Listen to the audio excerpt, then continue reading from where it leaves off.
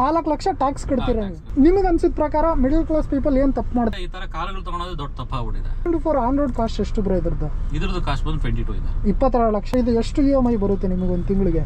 ನಮ್ ತಿಂಗಳಿಗೆ 30,000 ಬರುತ್ತೆ. ಕಾರ್ ಮೇಲೆ ಇನ್ವೆಸ್ಟ್ ಮಾಡೋದು ಒಳ್ಳೆ ಇನ್ವೆಸ್ಟ್ಮೆಂಟ್ ಅಂತೀರಾ? ಅದು ನಿಮ್ಮ ಹೆಸರು ಮಂಜು ಅಂತ. ನೀವೇನ್ ವರ್ಕ್ ಮಾಡ್ತೀರಾ ಬ್ರೋ? Actually fabrication business. ಒಂದು ತಿಂಗಳು ಎಷ್ಟು ಗಳಿಸ್ತೀರಾ ನೀವು ಬಿಸ್ನೆಸ್ ಇಂದ? 4 lakhs ವರೆಗೂ ನಾನು ಟ್ಯಾಕ್ಸ್ ಕಟ್ತಾ ಇದ್ದೀನಿ ಬ್ರೋ. ಇವಾಗ 30-40 ಸೈಟ್ ಒಂದು ಮನೆ ಕಟ್ಸ್ತಿದ್ದಾರೆ ಅಂದ್ರೆ ನಾರ್ಮಲ್ ಆಗಿ ಅವರಿಗೆ ವಿಂಡೋಸ್ ಮತ್ತೆ ಡೋರ್ಸ್ ಹಾಕಕ್ಕೆ ಅವ್ರಿಗೆ ಎಷ್ಟು ಕಾಸ್ಟ್ ಆಗುತ್ತೆ ಬ್ರೋ? ಒಂದು 5 minutes. ನೀವೇನ್ ವರ್ಕ್ ಮಾಡ್ತೀರಾ bro? Actually fabrication business. Fabrication ಅಂದ್ರೆ windows, doors. Okay. Windows, doors, windows ಅದ್ರದ್ದು. ಓಕೆ. ಅಂದ್ರೆ ನಿಮ್ದು ಓನ್ ಬಿಸ್ನೆಸ್ ಇದೆ ನಿಮ್ಮ ಹತ್ರ? ಬಿಸ್ನೆಸ್ ಇದೆ. ನಿಮ್ದು ಬಿಸ್ನೆಸ್ ಇಂದ ನಿಮಗೆ ಒಂದು ತಿಂಗಳಿಗೆ ಎಷ್ಟು ಅರ್ನಿಂಗ್ಸ್ ಬರುತ್ತೆ ಬ್ರೋ? ಒಂದು ತಿಂಗಳಿಗೆ ಎಷ್ಟು ಗಳಿಸ್ತೀರಾ ನೀವು ಬಿಸ್ನೆಸ್ ಇಂದ? ಅದು ಬಿಸ್ನೆಸ್ ಅಂದ್ರೆ ನಾವು ಯಾವ ತರ ಪ್ರಾಜೆಕ್ಟ್ ಮಾಡ್ತೀರಾ ಅದ್ರ ಮೇಲೆ ಡಿಪೆಂಡ್ ಆಗುತ್ತೆ. ಓಕೆ. ಓಕೆ. ನಿಮ್ದು ಒಂದು 3 months ಪ್ರೀವಿಯಸ್ 3 months ಆವರೇಜ್ ತಗೊಂಡು ಹೇಳೋದಾದ್ರೆ ಎಷ್ಟು ಅರ್ನ್ ಮಾಡಿದ್ರಿ ಅಂತ? ಅಂದ್ರೆ ಇವಾಗ ನಾವು ಆ ತರ ಅರ್ನ್ ಮಾಡೋದ್ರಿಂದ ಇವಾಗ ನಾನು ಪ್ರೊಫೆಷನಲ್ ಬಿಸ್ನೆಸ್ ಟ್ಯಾಕ್ಸ್ ಎರಡು ಸೇರಿ ಒಂದು 4 lakhs ವರೆಗೂ ನಾನು ಟ್ಯಾಕ್ಸ್ ಕಟ್ತಾ ಇದ್ದೀನಿ. ಬರೀ 4 ಲಕ್ಷ ಟ್ಯಾಕ್ಸ್ ಕಟ್ತೀರಾ? ಓಕೆ. ಸೊ ಅಂದ್ರೆ ಇನ್ಕಮ್ ಅಂದ್ರೆ ಅದ್ರದ್ದು ನೀವೇ ನೋಡ್ಬೋದು. ಓಕೆ. ಡಬಲ್ ಇರುತ್ತೆ, ಅದ್ರ ಡಬಲ್ ಟ್ರಿಬಲ್ ಇರುತ್ತೆ. ಅಂದ್ರೆ ನೀವು ಒಂದು ಬಿಲ್ಡಿಂಗ್ ಏನಾದ್ರು ತಗೊಂಡ್ರೆ ಅದಕ್ಕೆ ಫುಲ್ ಸಪ್ಲೈ ಮಾಡ್ತೀರಾ? Doors, Windows? Door, Windows doors ಮಾತ್ರ. ಸೊ ಅದಕ್ಕೆ ಒಂದು ಪ್ರಾಜೆಕ್ಟ್ ಅಂತ ಕರೀತೀರಾ? ಓಕೆ. ಈಗ ಒಂದು ಅಪಾರ್ಟ್ಮೆಂಟ್ ಇದೆಯಲ್ಲ, ಅದೊಂದು ಪ್ರಾಜೆಕ್ಟ್ ಕಟ್ತಾ ಇದ್ರಲ್ಲ. Okay bro. ಅದು ಡಿಪೆಂಡ್ ಅಪಾನ್ ಸೈಜಸ್. ಅದು ಎಷ್ಟು ನಿಮಗೆ ಆವರೇಜ್ ಹೇಳೋದಾದ್ರೆ ಒಂದು ಬೇಸಿಕ್ ಮಿಡಲ್ ಕ್ಲಾಸ್ ಫ್ಯಾಮಿಲಿದು ಒಂದು 50,000 ಅನ್ಕೊಳ್ಳಿ. ಒಂದು 50,000 ಆಗುತ್ತೆ ಡೋರ್ಸ್, ವಿಂಡೋಸಿಗೆ? ವಿಂಡೋಸ್ ಮಾತ್ರ. ವಿಂಡೋಸಿಗೆ ಮಾತ್ರ. ಡೋರ್ಸ್ ವುಡ್ ಬರುತ್ತಲ್ಲ, ಅದು ಇದು UPVC ಮಾತ್ರ. ಓಕೆ.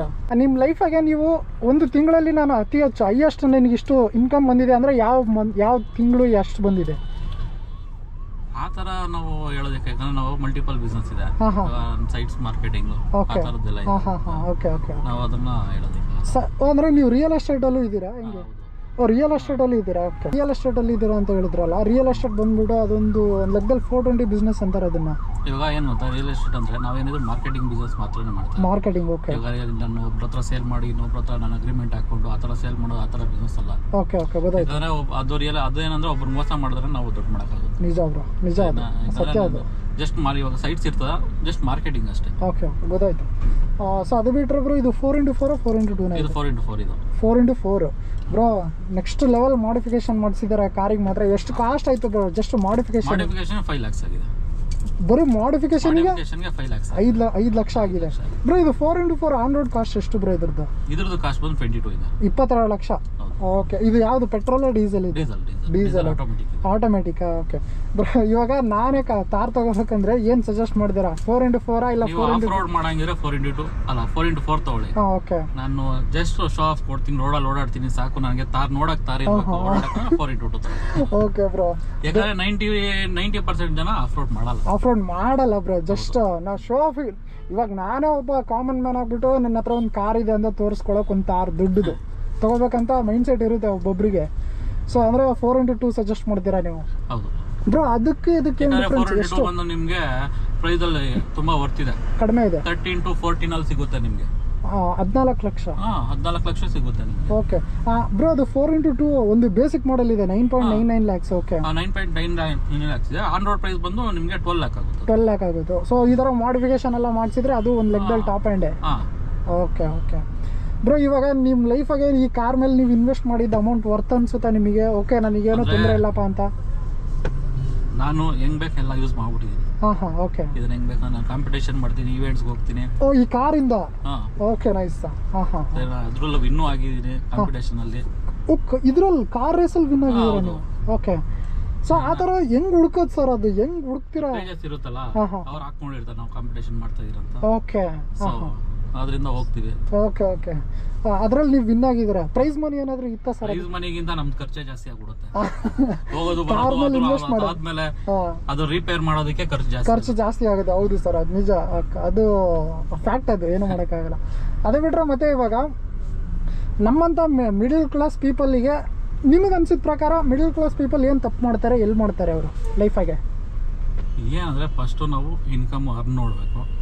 ಅದಾದ್ಮೇಲೆ ಅದ್ರ ತಕ್ಕಂಗೆ ನಾವು ಎಷ್ಟು ಖರ್ಚು ಮಾಡ್ತೀವಿ ಮಂತ್ಲಿ, ಅದ್ರ ಮೇಲೆ ನಾವು ಒಂದು ಕಾರು ಆ ತರ ತಗೋಬೇಕು. ಓಕೆ.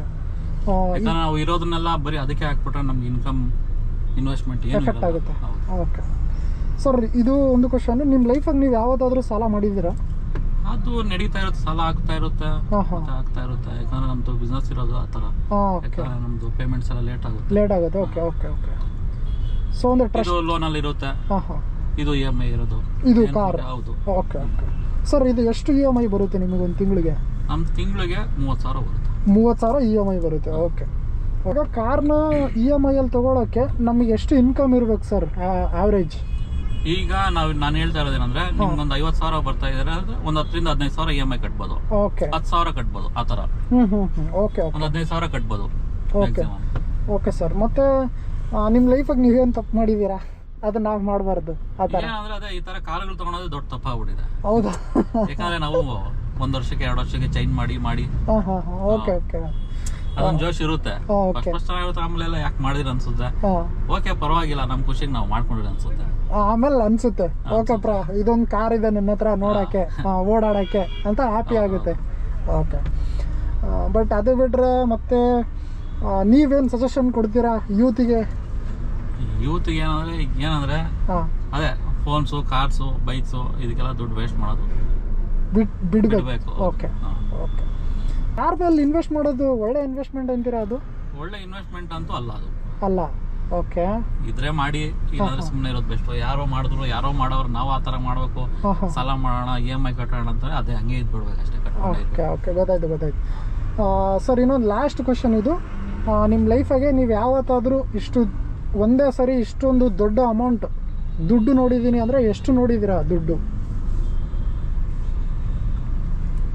ನಂದು ಕಮ್ಮಿನೇ, ಬೇರೆಯವ್ರದ್ದು ನೋಡಿದ್ದೀನಿ. ಬೇರೆಯವ್ರದ್ದು ನೋಡಿದ್ದೀರಾ? ಎಷ್ಟು ನೋಡಿದ್ದೀರಾ ಸರ್ ನೀವು? ಏನು ಸಿಂಪಲ್ ಅಷ್ಟೇ, ಅದೆಲ್ಲ ಲ್ಯಾಕ್ಸ್ ಅಲ್ಲಿ ಅಷ್ಟೇ. ಲ್ಯಾಕ್ಸ್ ಅಲ್ಲಿ. ಓಕೆ. ಎಷ್ಟು ಲಕ್ಷ ಅದು? ಅಪ್ ಟು 50 lakhs ಅನ್ಕೊಳ್ಳಿ. 50 ಲಕ್ಷ ನೋಡಿದ್ದೀರಾ ಕ್ಯಾಶ್ ಕಣ್ಣಿಂದ? ಓಕೆ. ನಾನು ಅಷ್ಟು ನೋಡಿಲ್ಲ ಸರ್. ಡಿಜಿಟಲ್ ಆಗ್ಬಿಟ್ಟು ನಮ್ಗೆ ಕ್ಯಾಶ್ ನೋಡೋಕೆ ಕಮ್ಮಿ ಅಲ್ಲ ಸಿಗೋದು. ಹಾಂ ಹಾಂ. ಓಕೆ ಸರ್, ಇವಾಗ ಬಿಸ್ನೆಸ್ ಮಾಡೋದು ಬೆಸ್ಟಾ? ಅದು ಯಾವ ಥರ? ಇಲ್ಲ ಬಿಸ್ನೆಸ್ ಮಾಡಬೇಕಾ, ಇಲ್ಲ ಸ್ಯಾಲ್ರಿಗೋಸ್ಕರ ಕಂಪನಿಗೆ ಹೋಗ್ಬಿಟ್ಟು 9 ರಿಂದ 5 ಗಂಟೆವರೆಗೂ ದುಡಿಬೇಕಾ? ಇವಾಗ ಎಲ್ಲರ ಮೈಂಡ್ ಸೆಟ್ ಒಂದೇ ತರ ಇರಲ್ಲ. ಹಾಂ. ಓಕೆ. ಒಬ್ಬರಿಗೆ ಮನೇಲಿ ಒಂಥರ ಇದ್ರೆ ಅವ್ರಿಗೂ ಒಂಥರ ಇರುತ್ತೆ. ಮನೇಲಿ ಕೆಲ್ಸಕ್ಕೆ ಹೋಗಂತಾರೆ, ಒಬ್ರಿಗೆ ಇವ್ನಿಗೆ ಬಿಸ್ನೆಸ್ ಮಾಡ್ಬೇಕು ಅನ್ಸಿರುತ್ತೆ. ಇವ್ನು ಬಿಸ್ನೆಸ್ ಮಾಡೋದ್ರೆ ಇವ್ನಿಗೆ ಕೆಲ್ಸಕ್ಕೆ ಹೋಗ್ಬೇಕಾದ್ರೆ ಮನೇಲಿ ಬಿಸ್ನೆಸ್ ಮಾಡುವಂತಾರೆ. ಓಕೆ. ಮೈಂಡ್ ಸೆಟ್ ಮೆಂಟಾಲಿಟಿ ಕೆಲವ್ರು ಚೇಂಜ್ ಇರುತ್ತೆ. ಯಾಕಂದ್ರೆ ಅವ್ನು ಮಾಡ್ತಾನೆ ಅಂದ್ಬಿಟ್ಟು ನಾವು, ಯಾಕಂದ್ರೆ ಇವಾಗ ನಾನು ಬಿಸ್ನೆಸ್ ಮಾಡ್ತಾ ಇದೀನಿ, ಕೆಲ್ಸಕ್ಕೆ ಹೋಗೋದು ಸರಿ ಅನ್ಸುತ್ತೆ.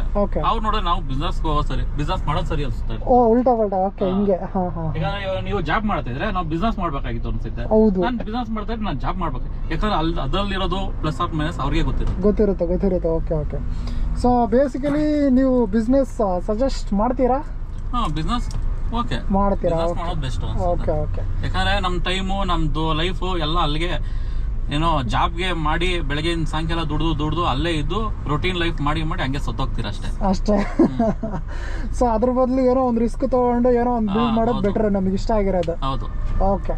ಯಾಕಂದ್ರೆ ಇಲ್ಲಿ ಎಷ್ಟು 100,000 ಬಿಸ್ನೆಸ್ ಸಿಗುತ್ತೆ. ನಾವು ಯಾವ ರೀತಿ ಮಾಡ್ತೀರಾ ಅನ್ನೋದ್ರ ಮೇಲೆ ಇಂಪಾರ್ಟೆಂಟ್. Okay okay.